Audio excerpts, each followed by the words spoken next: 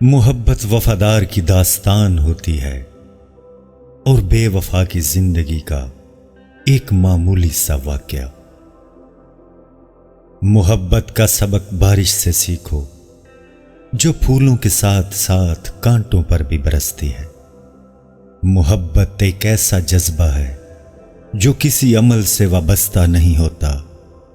اچھائی، برائی، کمی بیشی، اونچ نیچ، محبت کے سامنے سب بیکار باتیں ہیں۔ ایک زخم کے بھرنے کے لیے ضروری ہے کہ اس کو کریدا نہ جائے۔ مردانگی کی بہترین سطح یہ ہے کہ مرد کی وجہ سے عورت کی آنکھ میں آنسو نہ آئے۔ صبح دھند چھائی ہو تو بھی آپ کو سورج کے ہونے کا یقین ہوتا ہے۔ اس طرح جب مشکلات کا کہر پھیل جائے تو اللہ کی رحمت کے آفتاب کا یقین رکھیں۔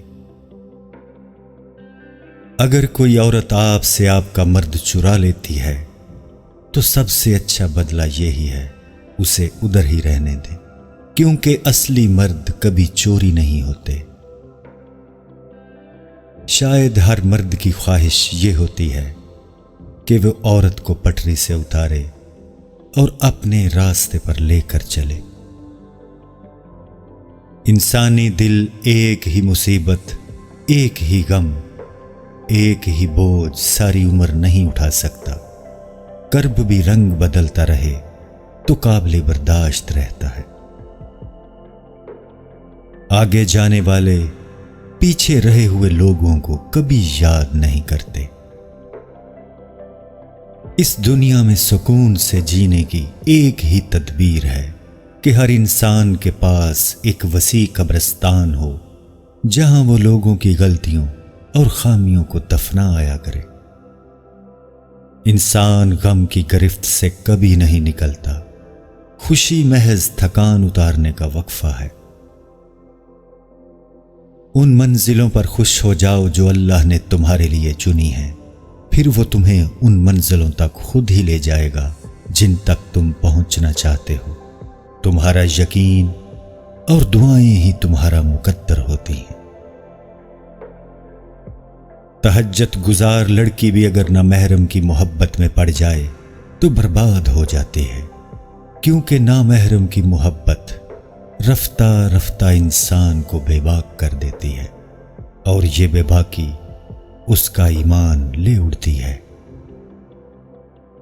ہم عورت اس کو سمجھتے ہیں جو ہمارے گھر کی ہو، باقی ہمارے لیے کوئی عورت نہیں ہوتی، بس گوشت کی دکان ہوتی ہے، اور ہم اس دکان کے باہر کھڑے ان بھوکے کتوں کی طرح ہوتے ہیں جن کی ہوس زدہ نظر مسلسل گوشت پر ٹکی رہتی ہے۔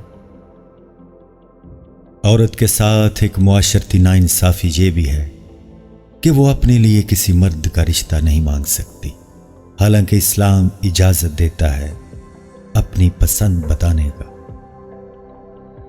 طلاق کی وجہ کوئی بھی ہو، نقصان سب سے زیادہ عورت کی ذات کو ہی پہنچتا ہے، کیونکہ بیوہ کے لیے ہمارے معاشرے میں ہمدردی ہوتی ہے، لیکن طلاق یافتہ کے لیے شک اور بے اعتباری۔